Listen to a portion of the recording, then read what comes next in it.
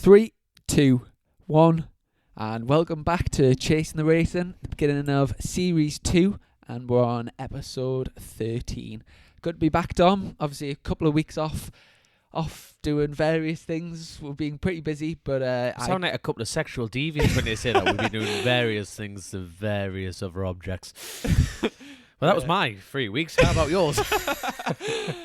But, good to be back, and we've got loads of crack. Obviously, that's right. Steer the conversation. Steer the conversation. We've both been out on the bikes a few times, and plenty to talk about. But first, we've got a sponsor for the podcast, and we've been on the world of Twitter. Lovely guy, lovely man called Chris got in touch, and runs the British Scooter Racing Organisation and the run and road racing for the last 50 years across many of the UK circuits. This year, in the club's 50th anniversary, they're running 2 ACU British Championships, the British Scooter Stock and British Super Scooter. The British Super Scooter. That's not easy for a Geordie lad to say, is it? That's what's pulled off from a Nicky Blocky Glory from Willie B. So, club website has all the details on how to join and what to ride. www.bsso.co.uk. They have classics and modern twist, go classes, and top bikes top out at 110 miles an hour on little 10-inch wheels.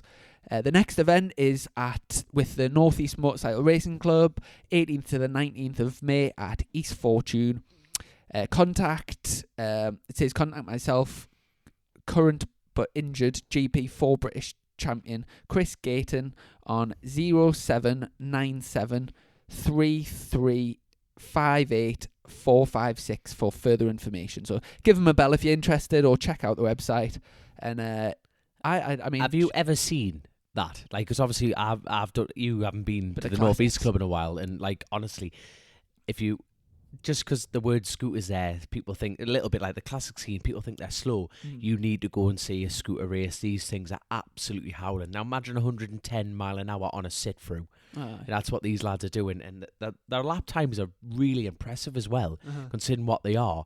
And the look, it's mint like. And you should see the following, because obviously the North East Club being the club scene, you know, obviously all these clubs are struggling and everything like that. And these teams, like with teams of clubs, are coming together to try and get the events going like a lot stronger, and it seems to be working, especially with our local club for local people.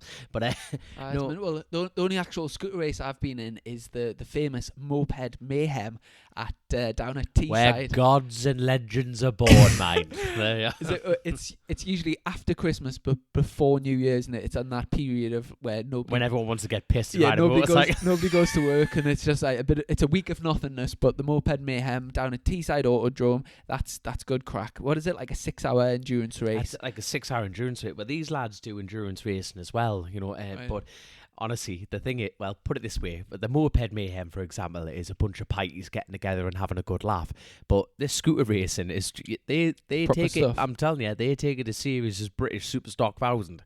It is mint, honestly, and some really good racing. So I'll have to check it out. Definitely. And but no, thank you very much for sponsoring the pod. Absolute legends. And no, we'll have to get me and Chrissy. Will have to. I was about to say buy one, but we're tight as fuck. So that's no, we'll have to come along and have a go. Yeah, good. Well, for the show today, I thought it would be good just to round out with a little bit about World Superbikes. Obviously, in the last few weeks, they were racing over at Assen, and they're racing at Imola this weekend. We had the MotoGP from America, which was plenty of talk about. That was 3 weeks ago when we packed this in, and we're like, all right, well, you know, we'll have to focus on our own thing. And then typically, it was one hell of a memorable race. We're like, what the fuck we're doing? I wish we had a podcast that week, because there was loads to talk about. That's it. And then we'll finish with BSB. Obviously, we can talk about Silverstone last weekend, and also we've got the weekend before. And the then mayhem, the dramatic. Yeah, there's so much. Never forget. There's so much to talk about. Oh, what a weekend. We've got an interview with a lovely man. Are you nicking my catchphrase? Which I wasn't even aware I had a catchphrase. Like, what was the lad's name on Twitter? Yeah, I can't mind on anyway. Obviously, you're a keen listener. God love you, but he's got him put a visor sticker with lovely, lovely man written across his visor. But Andrew, I think it was. Andrew, all right, well, you're a tit, and we love you for it. There we go. But, I will have a interview with Barry Teasdale, another local lad who races against me in Superstock 1000, but got caught up in a big accident like just over a week ago down in Silverstone, and we'll catch up with him to see how he's getting on with his injuries and when he's looking to get back. But before we get started. You see, WSBK race, thinking about shorts. We've also had our first road race of the season. Sorry, mate, This is my only job, the road racing part of it. But no, we've had our first one at Cookstown, and obviously we've got Tamragee this weekend. But we'll talk about that later on in the show. So before we get on to our topics, let's quickly summarise over the last few weeks what we've been up to. So first of all, it was 3 weeks ago since the last pod. I mean, I know you've been out at, was it Croft and Snetterton? Have you? Well, we did a session on the Davies Motorsport ZX10RR. God, wait, we need to get back in the swing of things. We can't even see it string a word sentence together. So I can't even do that. So yeah, went out Croft. It was a brand new surface at Croft as well. So whoever's going to that later on the year, when it all starts to settle in, you start getting the rubber down. It's going to be absolutely mint, like it really is. Have they got rid of the bumps or? No, they haven't. But for me, that's part of it. Aye. You know what I mean? You need character in a track. You know, if it's like a mill pond all the time, it's like, well, this is a bit boring. But don't get me wrong, it's definitely smoother, but the characteristics of the track are still very much the same. But obviously there was a few of us out riding there and like just trying to get a couple of sessions under the belt, but it was just hitty missy weather, and it was just like, you know yourself, if you chuck your bike up the road, you know, your fault that you're not, it can really scupper your season, you know. Yeah. And obviously we're talking about your little thing that's going on on the BSB weekend. But no, went to Snetterton, same thing, struck with the bad weather, but we're just getting ready for the northwest, which is gulp in 10 days. It's just terrifying. It's just absolutely terrifying. But no, the team have done awesome, and yeah, we're looking forward to getting going. But between that, just being felling trees, and yeah, that's all I've got to deliver to this thing. You know, so felling trees and occasionally ride a motorcycle. Got a day out at Croft, and then we out at Snetterton as well. Did you get a bit of racing? Or? At Thundersport, I saw it was a case of Thundersport. They've run it like. I think that's the second time I've been to Thundersport. Snetterton new track. Last time I went was at Donington Park. But the club run honestly, it's an unbelievably tight ship, and it's brilliant. And I think a lot of people can take, like, in life in general, because they just reassess every situation. If there is a red flag, they reduce that race. Instead of having 10 laps, they reduce it down to 7. And it's a constantly flowing thing. And half the time they get ahead of themselves, and that is even compensating in even times. You know, like, race distance and everything. And but as far as a club, you know, they have a huge grid. You know, you struggle to get a place in. And like newcomers, anyone who listens to this who wants to go get in the race, and we've talked about it in previous pods, as you know, Chrissy, you know, it really is a club meeting that I'd recommend going to.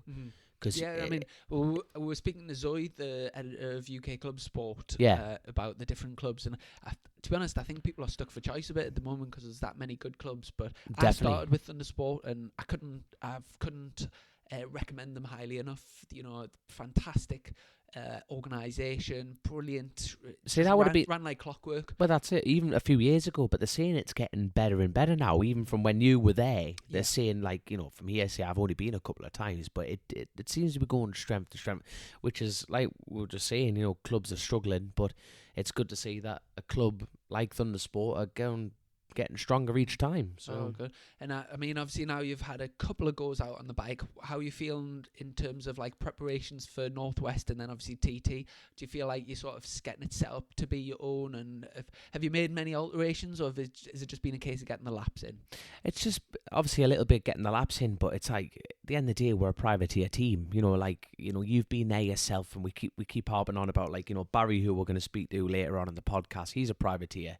You know, Paul McClung, who's involved in that accident. Everyone, realistically, I was having this conversation with someone the other day, and how many at our level, even at British, are actually professionals?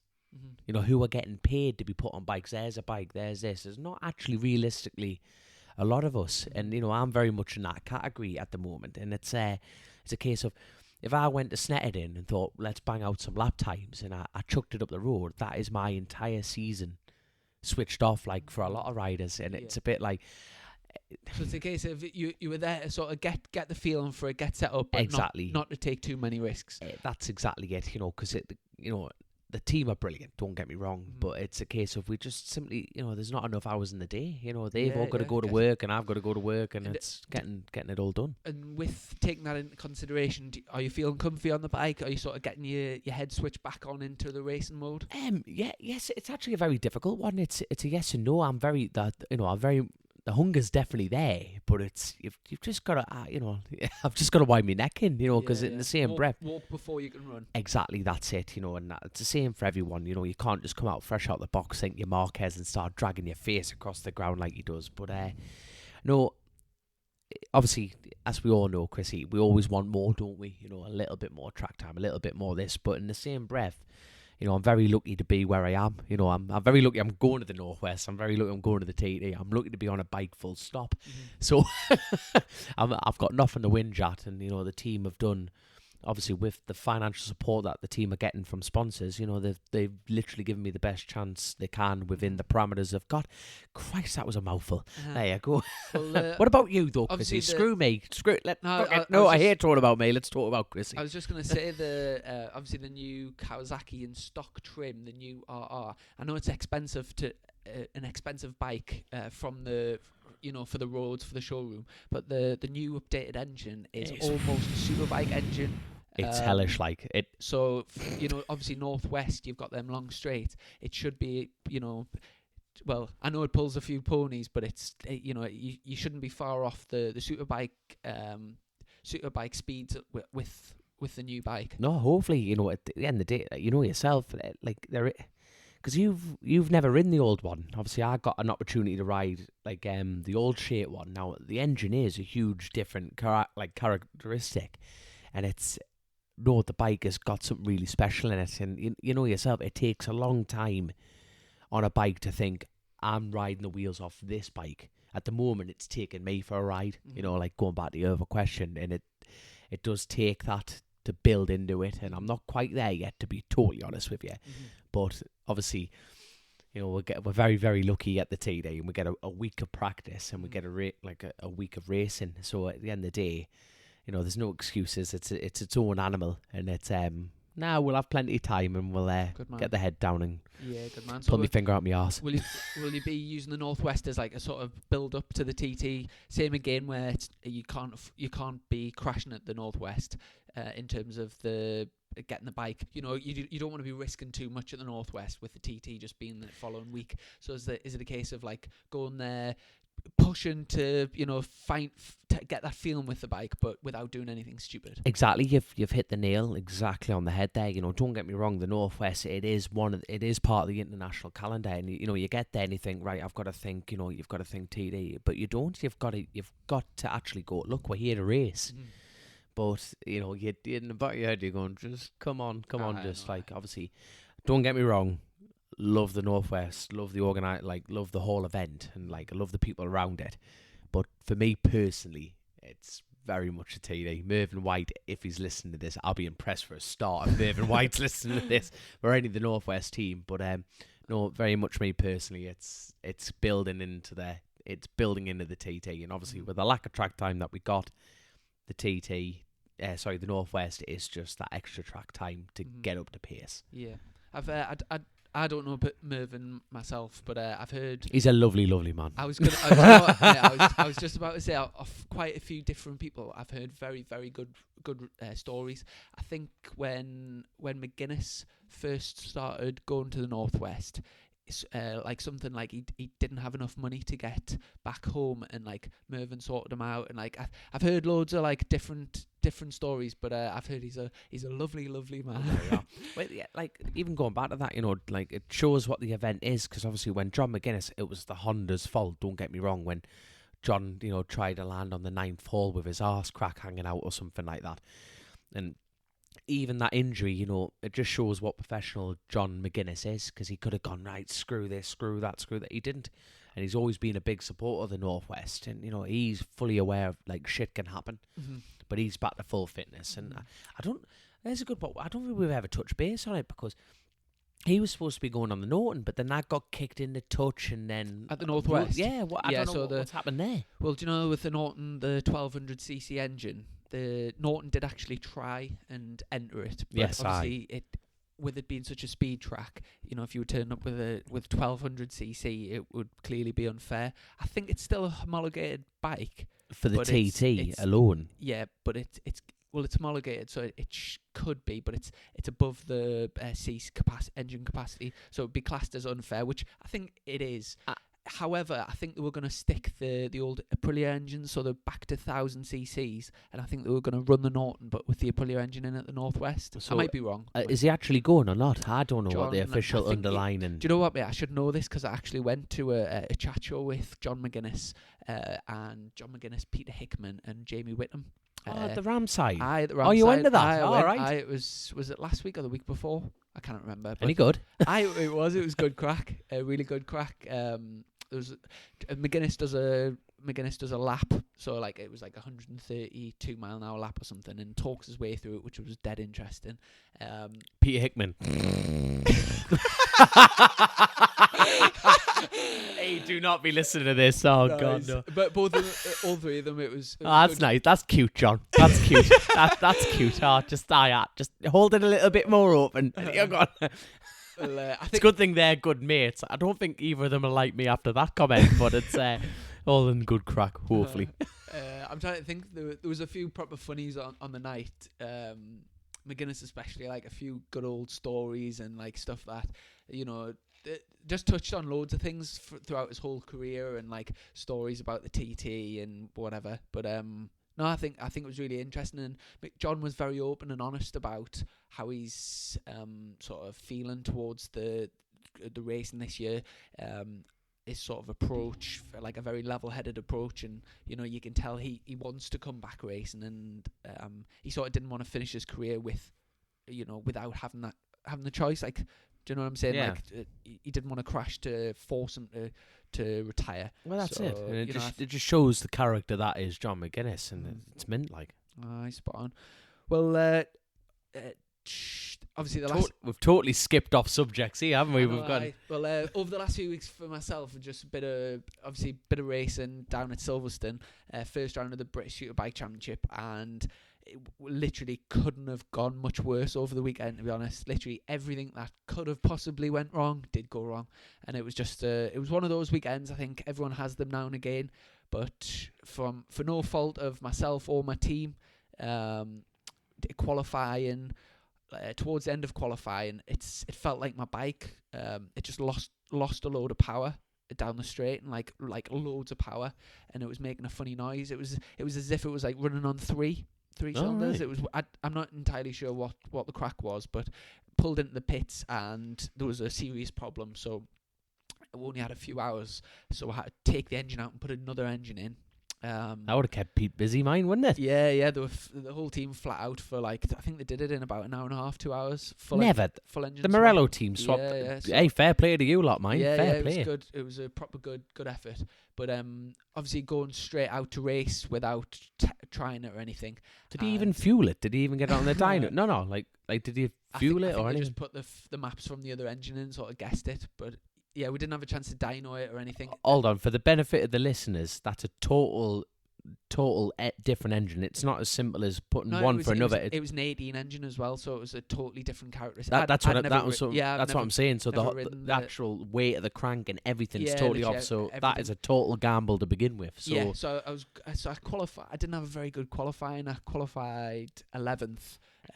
Well done. But I got in the race. I got straight up to immediately I got up to about 8th, and then I was running 6th in about 10 laps. It was a 24-lap race. About 10 laps in, my foot started to slip off the foot peg, and then the other foot peg went. And then, I'd actually had a similar issue when I first got on the bike, but it was because I'd polished my boots, and when your boots slip off. Aye. But in the race, it was oil coming out, and obviously when you're riding, you can't like stop and check. So you either commit and go for it and hope that it's okay, obviously, if it's too bad, you get black flagged, which I would have pulled off. Or you fall off. Or it could be serious and it could cause a crash.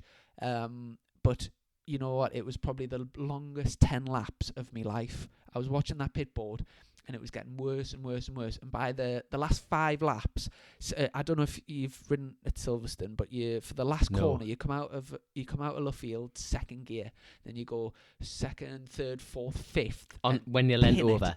Pin it into a right-hander. Bike starts spinning up through the right-hander, and then you come on the start-finish straight, proper fast. I couldn't keep my foot on the peg, so I was wedging my boot in where the swinging arm is to keep me, because obviously you've got your knee down, but I couldn't hold my boot on. Luckily, I only actually lost one position, but I think I thought you were about to say a boot. I've only lost one boot. I was quite lucky in the fact that, well, you can say lucky or unlucky, but the group of riders behind, I think, could see that there was oil, and therefore they didn't want to pass us or get too close to us. So it was kind of.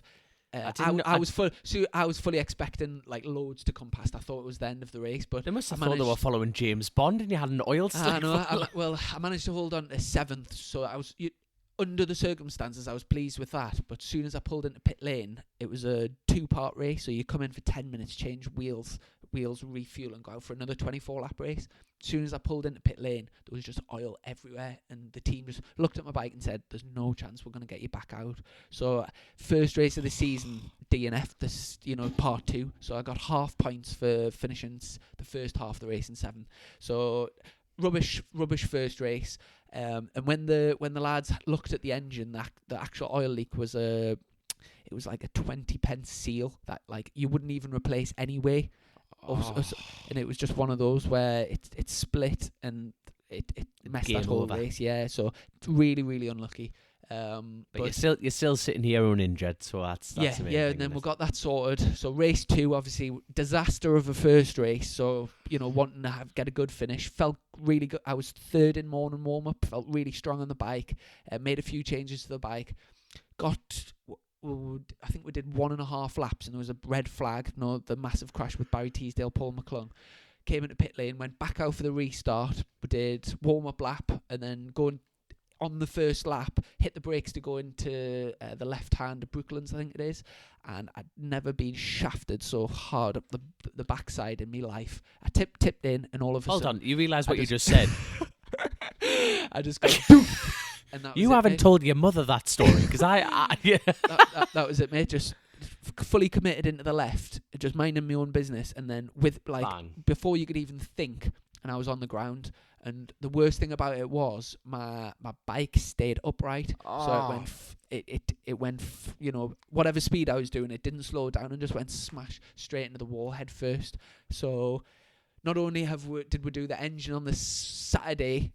Then I got taken out in the race on the Sunday and absolutely destroyed my bike. So, came away from the first round. And like I say, it's not like I've made a mistake and crashed, or the team have made a mistake and there's a thing. It was just so one of those things that happens in racing. But racing instant. Yeah, for that to happen over, the same thing over the weekend. But we're not here to moan. Where does moaning get you? So on to the next round.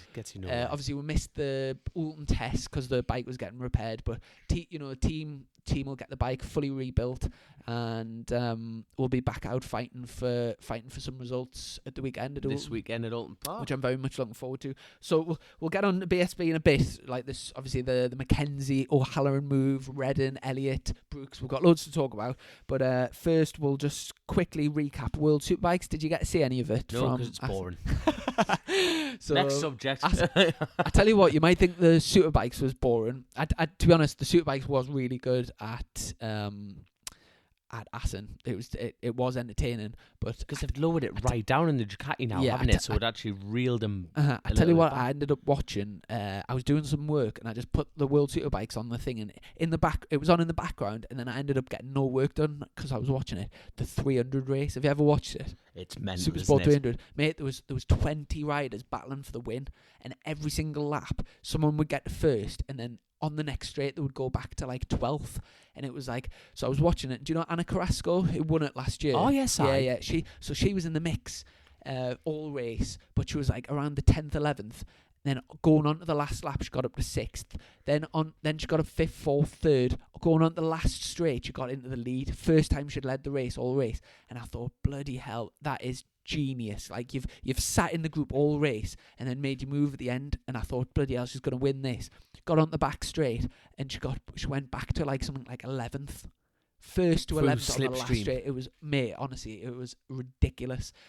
Racing was proper entertaining. Last corner was mayhem. The whole thing was just, it was like entertaining, to be honest. World Superbikes was good, obviously. Johnny had a terrible qualifying, but he went from like something like 8th to 2nd or 3rd in the first corner. Great start, got right in the mix.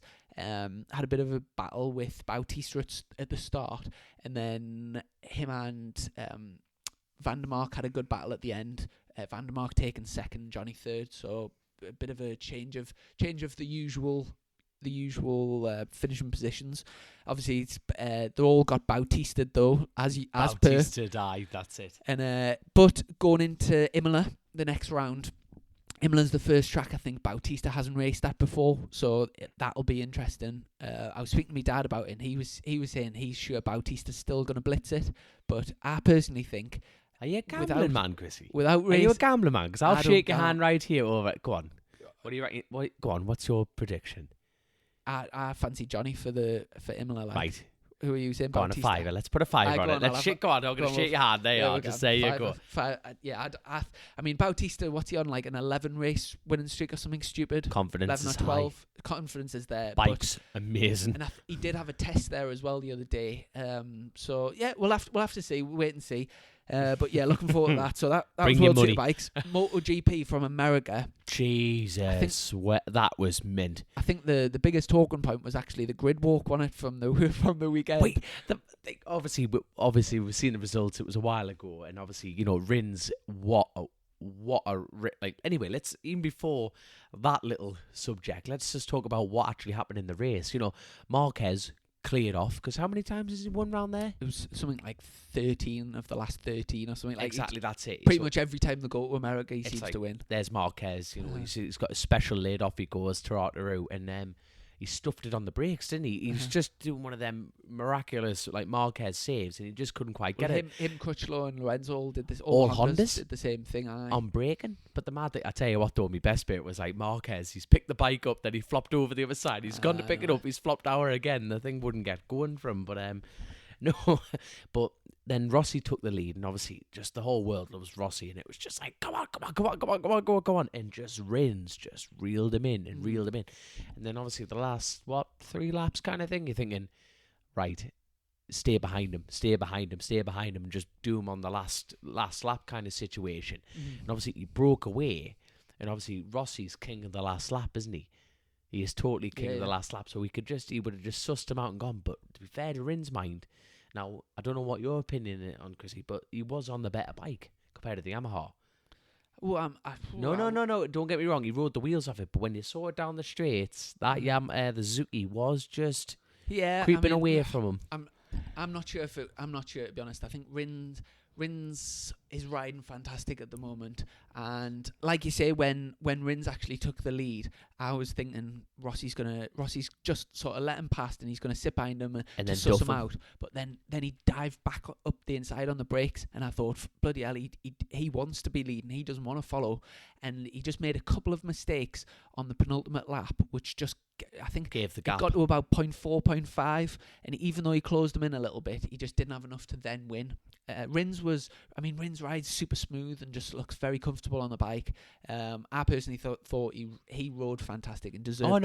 I'm not saying he did not deserve it, but I just thought it was just that little bit. You just need to look at what you do every weekend. It's so slight seconds, and I think Suzuki had the edge on the Yamaha. Suzuki have made massive inroads in the last few years. Definitely. Obviously, when they were a little bit behind the other manufacturers for the last few years, they've actually had special dispensation. So where all the manufacturers were allowed so many engines, Suzuki had like special powers basically to have more engines, more testing. They had like advantages basically to try and even them up. But now they've got no advantage in terms of like extra engines or anything over the other manufacturers, and they seem to be doing a great job. Obviously both riders doing well, coming on strong. and you sort of cast your mind back. Do you know when Maverick Vinales won for Suzuki back a good few years ago at Silverstone? Aye. When Maverick Vinales got offered the Yamaha gig, I think it was something like he had to take like half a wage to go to Yamaha, but he was thinking, I'll half my wage, but I'll be going on like the better bike and have more chance of winning.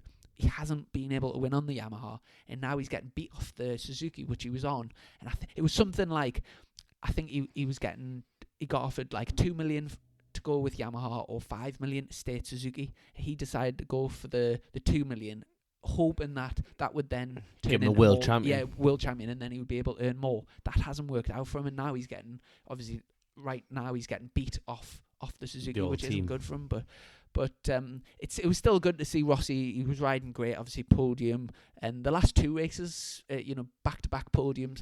I've seen some stat which is like he's the oldest guy to do that since like 1970 something. So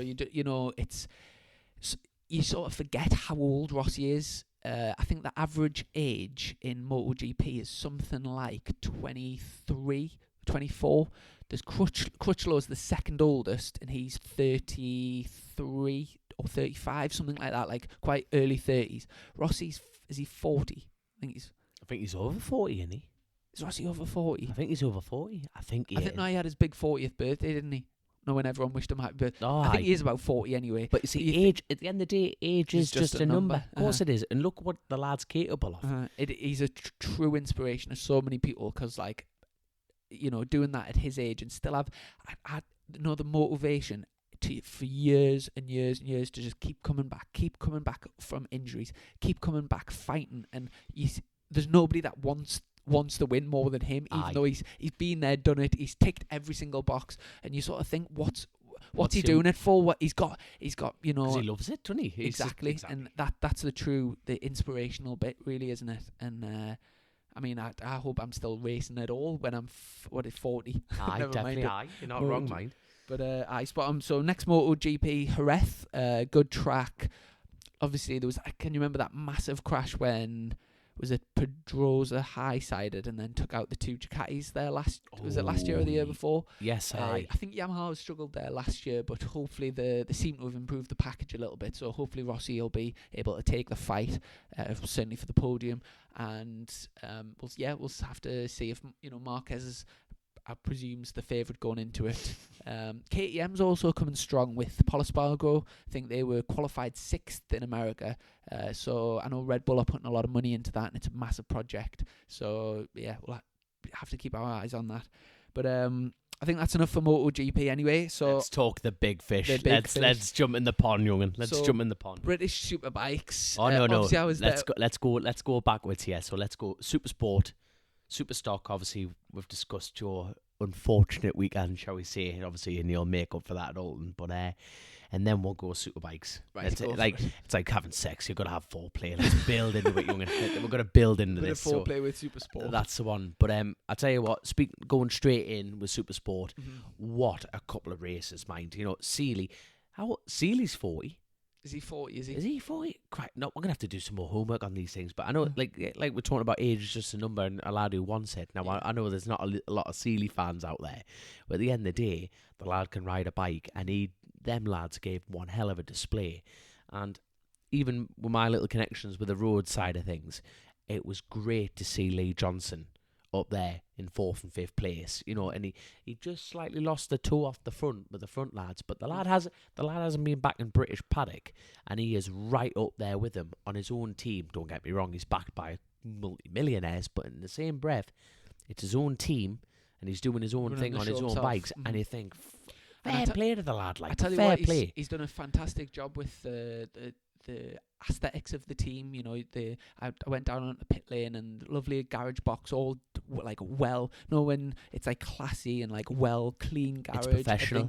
Everything's professional image. The bike looks fantastic. His leathers, the lorry, everything looks the tits. And he's riding the same, like, to represent that team. You know what I mean? That he really has given a fantastic package. He'll be one to watch, especially at the Northwest.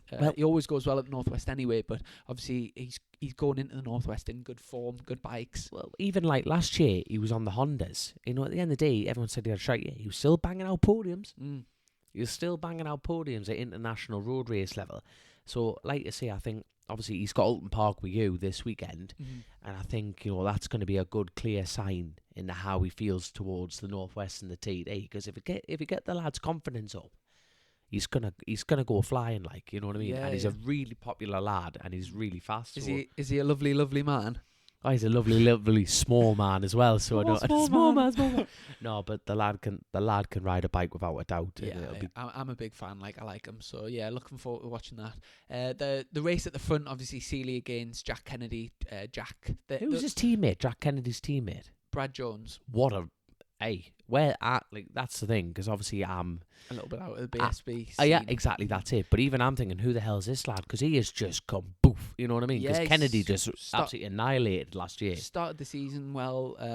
Obviously, going into the season, Kennedy and Seeley are the two championship protagonists, and all the headlines were about who's going to take first blood there. And although the racing was close, obviously Kennedy did get the better of Seeley on both races. Did you see the move on the last lap when he elbowed him onto the grass? Oh, aye. But at the end, he had the line and the other.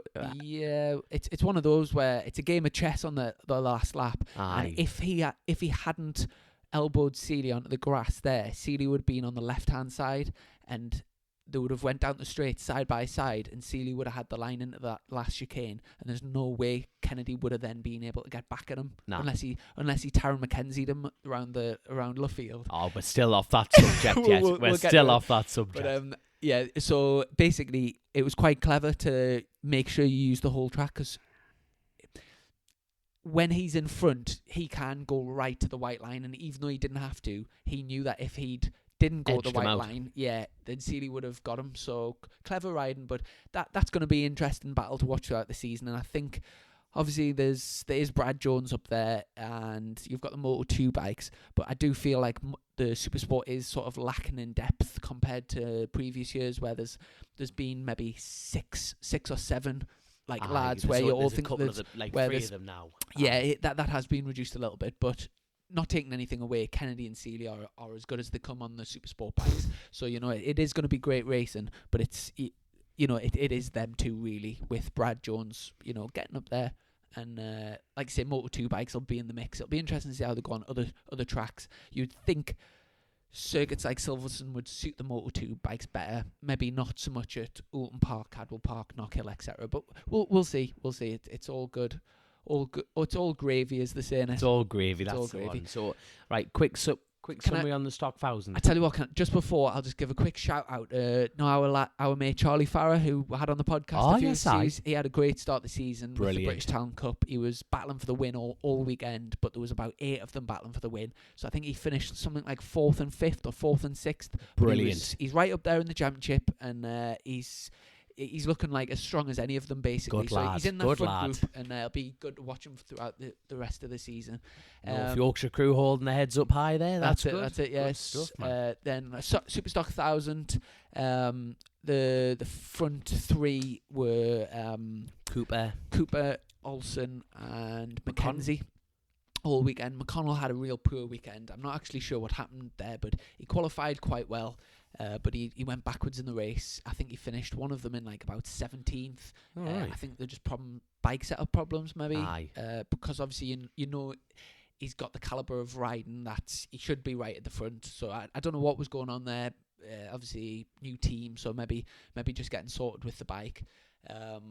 Obviously, I've already explained my disastrous weekend. So God love you, son. I don't want to keep going over that, so we'll just move on from that. But the racing, obviously, I got the first race that I DNF'd. I ended up watching that. When my bike was pissing out oil, so I ended up watching that race, and it was good close racing. Looking forward to being in the battle myself in races to come once we get things sorted. But good racing. Obviously Cooper edged it on the first double header race, edged both races, and then Olsen got the win. on the Sunday race. Rode a pretty perfect race, to be honest. Got a little bit of a lead and then just managed it basically to take a win. Just keep in the front. So the top 3 are separated by like 2 points or something. So it'll be interesting to see how that develops. I was watching the BSB live timing at Oulton, and Cooper was very strong. The other Taylor MacKenzie wasn't there. Olsen was a little bit off the pace, but it's just testing. They only had a few sessions, and then McConnell was, I think, second fastest, but he was a fair bit off Cooper. Aye. So we'll see. I think it'll be a good weekend racing at Oulton. Moving on to Superbikes, fantastic weekend, so unpredictable. Obviously, the odds for the racing actually got put out, and if you'd backed the race 1 winner, if you'd put a £10 on him, how much do you reckon you would have got back? £10. You know me comment about you being a gambler, man. You said no. You know a lot about your gambling. I've discovered. I have no idea. Go on. The race winner from race 1. If before the weekend you'd put a tenner on him, how much would you have got back? How many blocks of cheddar? I'm gonna say £100. £1,000. Never. £1,000. Jesus. it was 100 to 1. Love the accent, by the way. 100 to 1 to take the win. So very unexpected victory from Josh Elliott in the first race. Obviously, he was not gifted the win, but Tyrone MacKenzie won the race. He was there for the fight, though, wasn't he? Tyrone MacKenzie won the race, but obviously knocked O'Halloran off and then got the penalty. Redden was got gifted that podium in the first race and then got knocked off in the second race. It was bust femur, which no one knew about, didn't they? So obviously on the news, he bust his femur, didn't he? Broke his femur. So Brooks, disaster of a weekend. Two engines blown up. So total disaster for him. Jason O'Halloran was fantastic all weekend and walked away with 0 points. So when I'm talking about what a disaster weekend what I had, you look around the paddock, there's so many people from Barry, Paul, it's racing. Yeah, the trials and tribulations of motorcycle racing. That's it. It's all ups and downs, and you look around and there's just so many. That's it, mine. That's it. But the big topic for discussion, first race incident, O'Halloran. The 2 Yamahas were the fastest in qualifying, fastest in practice. They were 1-2 for the full 23 laps, 23 3/4 laps. O'Halloran first, MacKenzie second. As a team, that is outstanding. First race of the season. Yep, long season ahead. You know what I mean? Don't be taking the piss out of each other. Just learn. Just get the feel for it. You're both professional riders. You know where I'm going with this, Chrissy, don't you? Well, so I've got to be honest. I feel like we're coming to a bit of a disagreement. No, our first disagreement on the pod. Well, I think it's not a disagreement because you're wrong and I'm right. So it's as simple as that, mate. Go on, your take, mate. Your take. Well, my take. At the end of the day, now obviously it's a total mixing. You put it on Twitter beforehand, saying it's an open discussion, and it is absolutely like Marmite. You're either with them or you're not. Now, my simple fact is, at the end of the day, they've both led in the corner, both hungry, both lovely, lovely, lovely guys. You know what I mean? But the sheer fact, right, O'Halloran was on the rumble. His knee was buried on the rumble. He's drifted a midge's dick off a gap out to shut the door back in. Now, you look at the sheer body language of MacKenzie. Now, the second he went, he knew he fucked up. He didn't go in on an angle. He went on and he was upright into him and knocked him off. You know what I mean? What gap? There wasn't a gap. If there was a gap, he would have gone through it. Well, What's your opinion? At the end of the day, what he did was wrong, in my opinion. Totally wrong. And at the end of the day, Stuart Higgs has turned around and said, "You're getting second place, son." Now, if second penalty. Exactly. So if they're getting to the point of going, right, we're gonna have to discipline this. Now, in my opinion, when you watch the reaction of the McCams team in the awning, his father, who is an extremely experienced legend of a racer, he wanted the world to swallow him up right there, and then the telly just zoomed in on his face, and he just went, "Oh no, what's the boy done?" Obviously, I don't know exactly what he was quoted on the day, but that's what his face was saying. Anyway. I know, it's one of those things where he's probably been dreaming about his first BSB win for his whole life, and but then he wouldn't have wanted to have got it like that, and he didn't, and then obviously he won the second race, so he managed to sort it for that day. My take on it is, I think you've got to be very, very careful with. I think soon as you start giving out penalties for things, it's going to change the racing scene. It changes the racing, but it's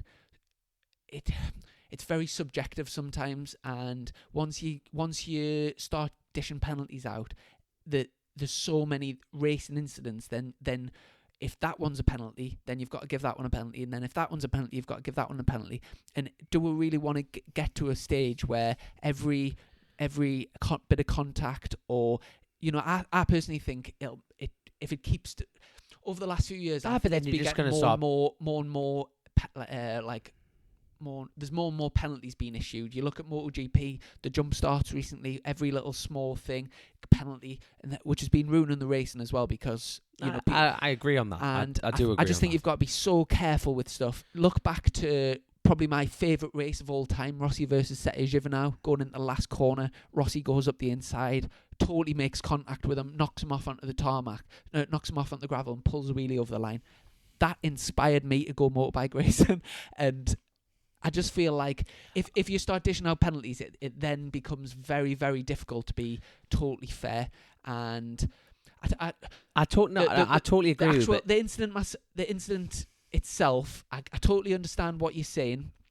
And from Taron's point of view, I think for the first thing I would like to say is he even though a lot of people maybe think it was a bit stupid, he actually went up in my estimations for having a go, because I think you're young, your first race of the season, your teammates leading, he's led 23 laps, and you've got to say, to have the bollocks to go for that on the second last corner, knowing the risks, knowing that he could go down and take his teammate out. He risked absolutely everything for that race win. And you know what?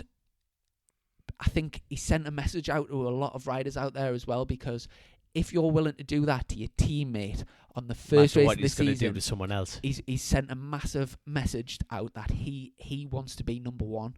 And do you know what? But his body language wasn't saying that when he came in, did he? No. You know what I'm saying. At the end of the day, now I totally agree. I totally don't think he meant to knock him off. I think in his mind, I think he went down into Brooklands. I think he realised that he couldn't get him on the inside, so he went for the outside. And then as they were going in, it looked like O'Halloran was running in a bit deep. So he thought, right, I'll get the cut back. And in that moment in time, he thought, right, I'll get it. So touch the throttle. And when you're in the corner, when you're leaning over to the right like that, you can't see over the back end of your bike. So I think he got into the corner and he sort of sat up to look where O'Halloran was, and he'd already committed. And at that point, you go for it or you're both going down. And he probably thought once he got up the inside, O'Halloran would have heard him on the inside, and he was probably hoping O'Halloran would sit up. And to be fair to him, O'Halloran probably could hear the engine and knew he was there, but thought, I'll close that gap. And obviously, two bikes don't go into one. Taz had the inside line. Now, going off. Did Rossi kick? Now hold on. Back in the day, did Rossi kick off Marquez? Yes. No, cool. Yeah, I just want to tell you. I think going on recent things. So, for instance, Andy Owen got a ride-through penalty for the Scott Redden incident. Now, do you know what I'm saying about once you give one penalty, you then have to give another, then you have to give another. If you give Andy Owen a long lap penalty for the Scott Redden, then you've got to penalise Taron MacKenzie, because if that wasn't the last lap, if there was a few more laps to run, he would have got a long lap penalty for it. So it's one of those where I'm not a big fan of penalties, especially penalties that, like in race penalties. I understand the need for them, and especially the lad who knocked you off. Yeah. Did he get a penalty? Well, obviously we both crashed, so he didn't get of a course right he or crashed anything. As well, didn't but he got I think he got 2 penalty points on his license. But right, like you're saying, it's becoming. I'm just a little bit scared. It's the health and safety bollocks of the world. At the end of the day, it is one of the most dangerous sports in the world. I'm a little bit scared that it just becomes two pro penalties, and every bit of contact that's not 100% fair is then penalised. Yeah, I agree. No, where it's at the moment, I totally understand why Taron got the penalty, because under the rules and how things are right now, there's other things that have been penalised that weren't as bad as that. So basically, Stuart Higgs had to give him a bit of a penalty. So 3 seconds penalty, takes 5 points off him. It's sort of fair, but really deep down, I think it would be better if he didn't get a penalty. Andy Irwin didn't get a penalty.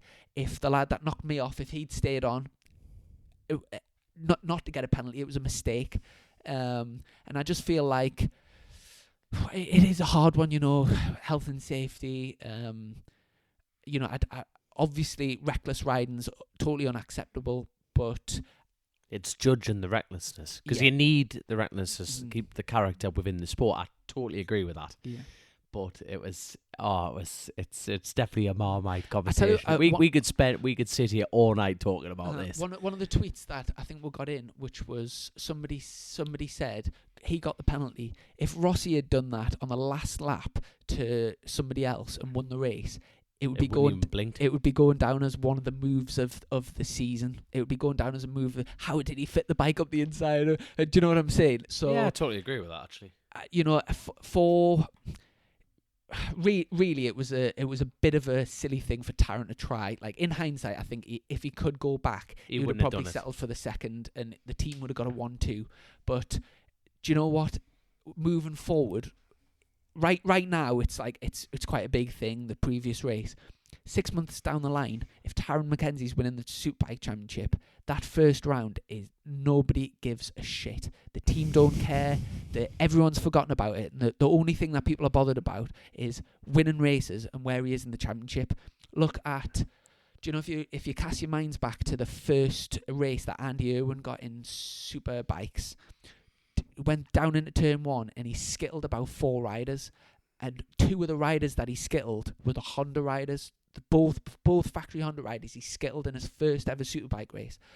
I remember watching him going down pit lane and going into the garage and apologising. And at that moment in time, everyone in the Honda garage would have been hating on Andrew Irwin and thinking he's an idiot, he's reckless. But that recklessness, he carried on going, yeah. And the bold, I'm not sure if you'd say recklessness, but the bold, aggressive attitude, he got results, and then he's got that ride. So what I'm trying to say is people very soon forget little incidents like this, and deep down, I think Taron it'll hold Taron in good stead. People know he's there to mean business. And I tell you what, the next person that's going into the last corner with Taron MacKenzie, think about it.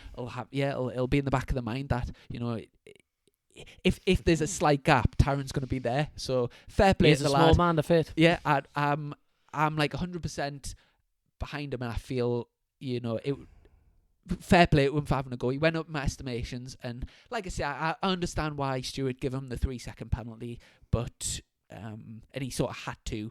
But in my opinion, fair play to him for having a go. And yeah, I mean, obviously, totally shit on Jason O'Halloran. It totally wrecked his weekend. He could have easily got the double and be leading the British Superbike Championship, but that's racing, isn't it? That's it. That's exactly it. But I tell you what, while speaking about BSB, I think we should introduce our next guest, because obviously we're talking about... Yeah, well, obviously the BSB, and obviously he was involved in a little incident, but obviously we'll hear everything about that, won't we? Yeah, that's it. So we've got an interview with Barry Teasdale, a local lad from Newcastle, racing in Superstock 1000. If you didn't see the crash, I'll retweet it on our Twitter page, but a big spectacular crash between him and Paul McClung in the Superstock 1000 race, and we'll have a quick chat with him, see how he's getting on with his injuries. So we're joined by the biggest speed bump from Silverstone at the weekend. Barry Teasdale, are you there? Hiya. How are you doing? I'm all right. Considering. Oh, you bollocks. You've just got run over by a lovely, lovely man called, Paul McClung. And Jesus, mate. I know. Well, I'm definitely not 100%, that's for sure. I bet you're not. But how's it all going? How's your recovery coming? Hold on. Let's go back one. What have you actually gone through? Explain over the wonderful technology that is podcast. Obviously, people who haven't seen it, obviously they're idiots, because obviously one of the biggest news that happened at Silverstone. But yeah. So what happened and what's happened to you? Yeah, well, for the people who benefit, the people who haven't seen the video, we had a little bit of a coming together going through turn one. I think it's Cops Corner, and I crashed by myself, slid off, and then Paul McClung, unfortunately had nowhere to go and used me and my motorbike as a ramp to do the biggest jump I think anyone's ever seen on a superbike. But honestly, I'm not kidding, right? I'm not exaggerating. I'm a short lad, right?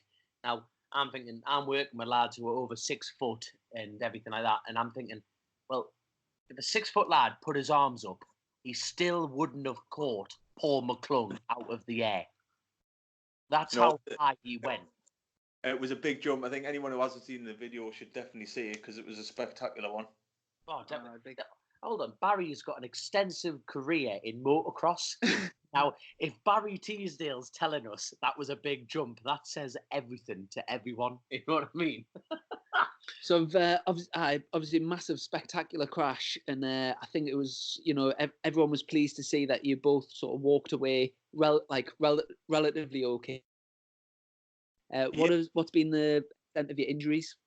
Well, I was quite lucky. I've ended up getting away with. I've got a broken left wrist. I have a broken right collarbone, a broken humerus bone, and 4 broken ribs under my armpit.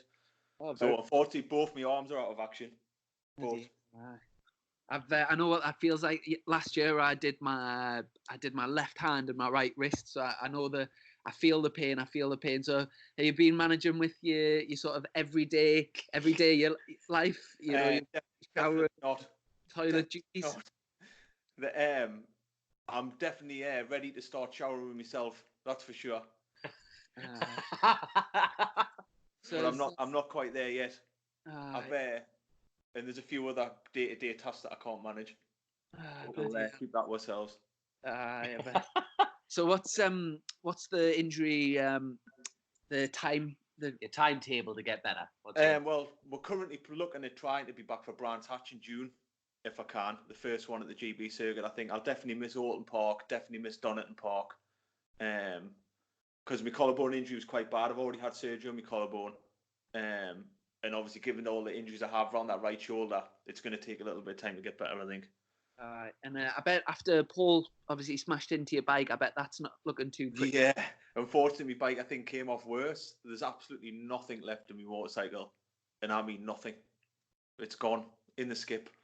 So obviously, you're a privateer rider, Barry, and obviously it's all self-funded, and you and your dad, and with the whole family, and it's a case of if anyone's going to get in touch with you to obviously try and help out with a bit of donations or anything like that, what's the best way of getting in touch with you?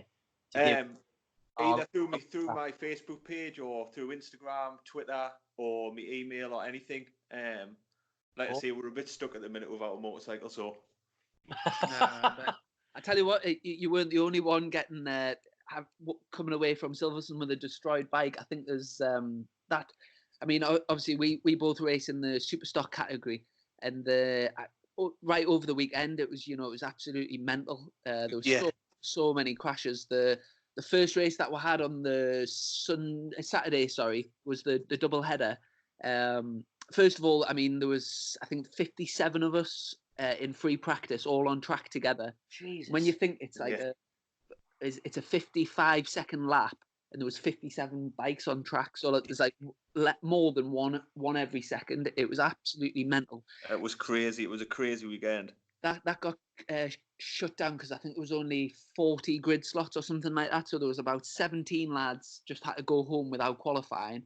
And then of the 40 that started the race, I think there was only, something like 35% of them crashed, something like that. It was absolutely mental. And obviously, for those that, most people probably won't know, but we actually had a riders briefing on the Sunday morning from the organisers, who basically just said, everyone's got to calm down. Like it was a bit ridiculous, that first race. I presume you would have been right in the thick of it. What was your sort of take on it? Well, I think it was just a combination of the track, round one, the nice weather, and it just allowed everybody was going absolutely nuts. I've never ever been involved in a race like it in my life. And the amount of fair and bashing and everything that was going on was unbelievable. I mean, it was good crack, but it was rough. Well, it's one of those things, you know. You put like 40 lads full of testosterone, and like you say, the first round, everyone's wanting to like start the season the best they can and get the head start. And I think it was. I know what you mean as well with the track. I don't know. I can't put my finger on why, but it kind of just opens the door for. I think it's because it's quite wide. And maybe people think it's there's plenty of runoff, so people maybe take more risks. I don't know, but it was.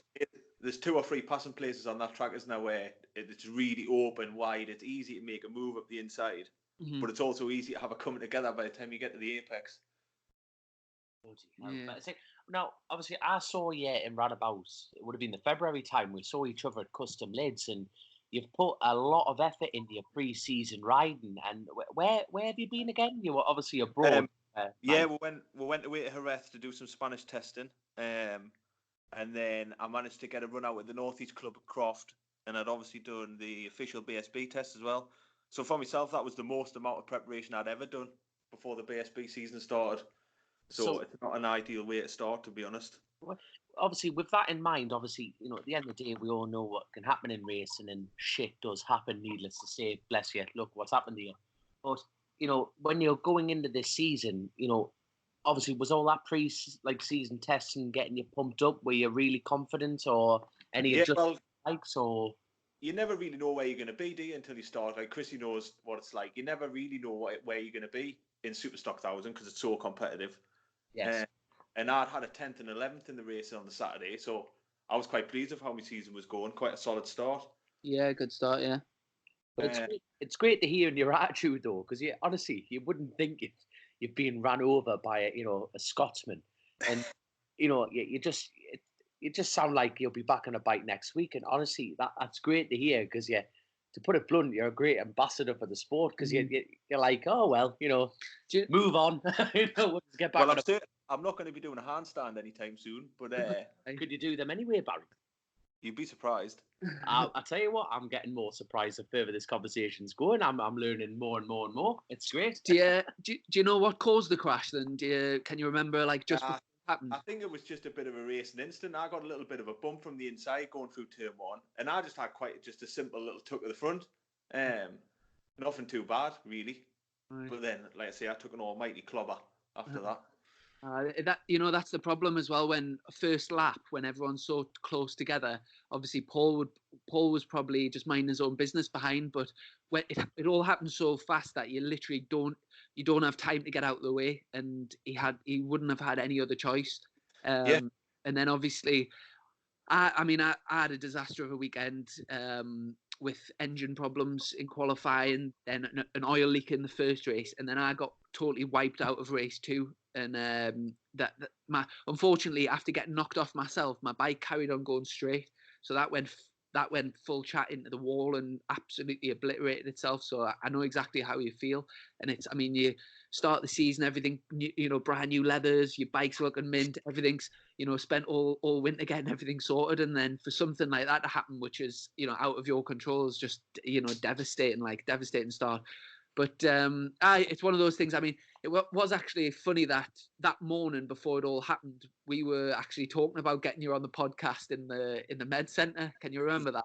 I can, yes, because me and Chrissy have both been in the morning for. You're not going to believe what we're in for, Dominic. If you talk about BSB riders gelling the hair, me and Chrissy, as the physios call, were 2 hardy northern lads. We're both in getting plasters put on my big toe. You're joking. You're joking. Your left hand toe, obviously it gets over the winter. It must get a bit softer, the skin, and where the gear stick. Obviously, you're hammering the gear stick on it all weekend, and it just ripped the skin off it. So I know what you do for a living. What do you do, Barry? What do you do for a living? I'm an architectural technologist. I've got a desk job. You soft couple. How are you 2 so fast? That's actually upset me. Look at you. You soft shite. You wouldn't believe how sore it was. How sore? This is coming from a man who's literally got his collarbone ripped out. He's bust up to a living hell, and he's more worried about his big toe. Tell you what, we'll give we'll give Amanda a shout out for doing a great job for looking after us each weekend. And I know she listens to the podcast, so hopefully she'll be listening to this one. And what did you say you do as a day job? I'm an architectural technologist. So, and have you managed to get back to work since you? I went back to work on Monday and Tuesday actually, but I can't drive at the moment, so I'm a bit stuck sometimes. Bloody hell! But it gets us out the house. And have you, obviously, Paul, that was in the accident. Have you had a chance to speak to him and see how he's getting on? I've actually been speaking to Paul every day just to make sure, because I've been a bit worried about him actually, because when we were both in the medical centre, he didn't look like he was in a very good way. But Paul's managed, he's home now, and Paul's got pelvis injuries and some bruising on his lungs, I think. So his injuries are a bit more severe than mine. Jesus, what? Well, I think it's one of those things where you can look at it two ways. You can look at it as in you're lucky that nothing too serious happened to you. Like, especially when you look at Paul and the bike went up in the air and landed right next to him, and you think if that was just like a meter away, ifs and buts. Or you can look at it the other way and say you were unlucky to get caught in the crash. But I think it's all part of racing, and sometimes it's it's just a luck of the draw, and sometimes get involved with stuff like this. But does Paul have any ideas about when he's going to be able to come back? Well, last time I was speaking to Paul, he was hoping to be back for Knock Hill, which is obviously his local round, so it's quite an important one for him for the year. So hopefully he can be back for then. That'll be an ambitious one, but I obviously wish him all the best. And I seen a picture of him on the old Facebook the other day, and he looked well considering what he's been through. So I hope he's alright. Well, will you be making it down to Oulton at the weekend to watch, or will you stay racing? I could do, but to be honest, I'm going to stay away. I'm still sulking at the minute. I bet. God, love you, mate. Just sit and watch it on TV over the week. I'll just watch it on this. I'll cheer for you on the TV instead. Oh no!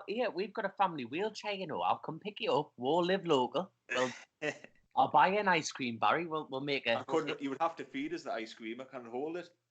We're a team. We'll just chuck it at Chrissy when he's going round. You pick the corner, Barry. It's your day out. We'll just go down. Have you had any? I know a lot of lads go in like hyperbaric chambers and they go like laser surgery surgeons or whatever when they've had injuries. Have you managed to get anything yourself? I have, yeah. Pretty much the Saturday after I got out of hospital, I had Ian Dixon up, who does the laser and magnetic therapy. It's a really good 4-hour session, and it definitely helps. Definitely helps with the recovery. Right, and is that just a one-off, or do you get that? No, it's just a one-off as soon as you can after you've been injured, and then that kind of gets the healing process going that little bit quicker. And we do have a hyperbaric chamber local at Middlesbrough actually, which we can go in, but I haven't get down to that yet. To be honest, if you actually look at the hyperbaric chambers around the country, we're in a bit of a shit place, because we either have to go 50 miles south to Middlesbrough, or the one north's up in just north of Edinburgh. But if you look at around the rest of the country, they're dotted all over. So we're a bit stuck in between the two. Have you ever been in the oxygen chamber, Dom? I've never been. I didn't even know. I thought the local one was Leeds. The only one that's really known of is the one on the Isle of Man, but I had no idea we had one in Middlesbrough. What the main sort of use of them is for MS sufferers, multiple sclerosis, and basically there's MS centres all around the country, and obviously I think they get it for free for the diagnosis for them. But if we want to use it for like sporting injuries, you usually just pay is it about 40 quid a session or something? And you basically just sit you sit in like a little chamber with a mask on, and you get fed 100% oxygen. And I think it's just supposed to get the oxygen to the injury and like speeds up the recovery a little bit. I tried it when I was injured last year. I went into the chamber a few times, and it was hard to notice like a big difference. But obviously, when you're in that position, every little helps, doesn't it? Yeah, you'll do anything to try and get better, even just because it's quite boring, isn't it? You've got to sit there for an hour with nothing to do. It's not good, but hopefully it'll fly over and you'll be back out on a bike in no time. Well, hold on, I've seen him on his Instagram. He's been on the spin bike watching UFC, and he's you're not sitting around all helpless, are you, Barry? Yeah, no, you're definitely not. You've got to try and keep moving, haven't you? So I've been on the spin bike every day, and then today I walked up to my mum and dad's house actually from mine, which is about 9 mile. You're joking. 9 mile. Yeah. Fucking hell, good effort. Well, I like it how we started this off. We'll check in on Barry, see how he is. He's fine. He's even going to work and everything. But no, mate, honestly, like, I'm just glad obviously you're in a bad way, but I'm over the moon that you're not worse, if you know what I'm saying. And obviously, Paul and Bear come away from the accident. Obviously, don't get us wrong, we definitely wanted you on the pod. We didn't want you on this quick for the injury side of things, but but no, it's great that you've got a positive mental attitude towards getting back on a bike, because I think that's the important thing, because people fickle and horrible, as you know, don't you? You know, people just going, well, I'm not doing that again. So have you had any negative Oh, press? yeah. As soon as I went back to work, everybody was all, "Oh, that'll be you done. You'll never be riding again," and all of that type of thing. Generally from people who don't ride motorbikes. it's exactly that, for people who don't understand, innit? Well, like I say, you two both know, as soon as you hurt yourself, you just want to get better, get straight back on. Yeah, spot on. I think we should sort of like a therapy hotline, you know, a Northeast therapy helpline, because us three, you know, we can just like pull in all these other bikers who are sick in the head like us. Well, last time I was talking to you, Dom, you were flashing your arse at everybody, showing everyone the bruise from Castle Coombe. Now I was telling everyone that was Castle Coombe, but that was a night out in Newcastle, that one, really, you know what I mean? Just got a bit carried away with myself. There we go. Well, when you're watching the racing at the weekend from home, who are you fancying for the super bikes for the weekend at Oulton?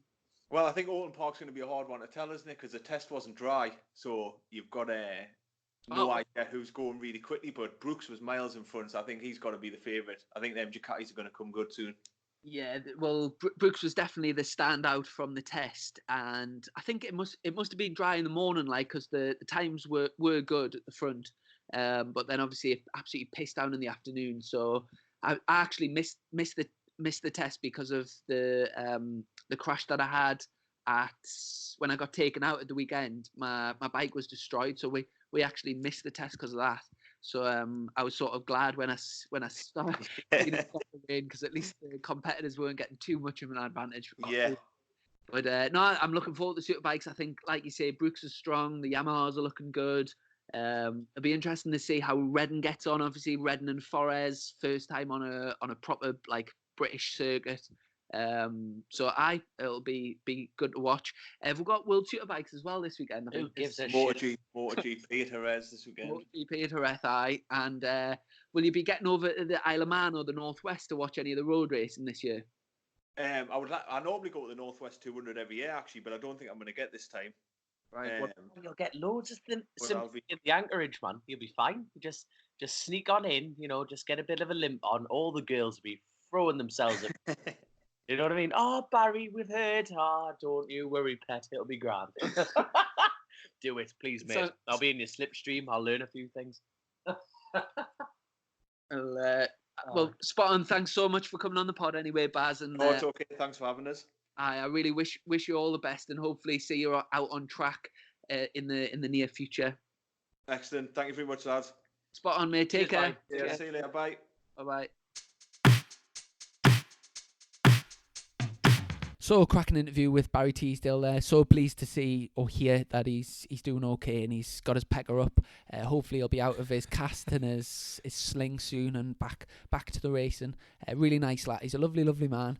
And I hope to see him back soon. But I tell you what, Dom, it's been it's one of those episodes where we've just been chatting away and the time is flying. So season 2, episode 13, we're flying, aren't we? Unlucky for some, because obviously you've listened here far too long, mind. There you go.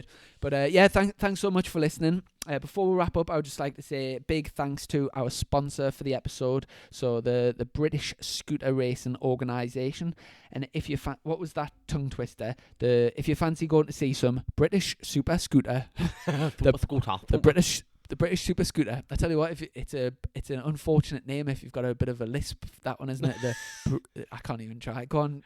No, come on. Let's crack on with this sponsor. People will be listening too long anyway. Come on. Yeah, smash and will. Thanks so much for the shout out and the sponsorship, and hopefully get to one of their races to watch soon. Definitely. The charity, obviously, Series 1, we're collecting money for the William Dunlop Foundation, and we'll raised a grand total of, well, we're on £453.30. That'll be getting sent off very soon, and if anyone would like to add to it, we still have time. There's always time for charity. Drop us a message on our Twitter page or Facebook or whatever, and we'll give you the PayPal or bank details to transfer it over to, and we'll get that sent over very soon. But thanks again for listening. Hope you've enjoyed it, and we're looking forward to be back after the weekend, and obviously we'll have the second round of the British Superbike Championship to talk about, hopefully get some good results. Then I'm off to the bleeding Northwest, so we'll have to squeeze it in soon. It in before the Northwest, and then obviously straight to the TT. I'm looking to come over the TT, so I'll try and get something booked up, and bring the mics, bring the laptop, we'll bring the mics, get a couple of, exactly. Plenty of rock stars on the Isle of Man, so we'll go from there. Spot on, mate. Well, all the best, and I'll see you next week. Awesome. Cheers, See you in a bit, mate. Chrissy. See you in a bit. Bye.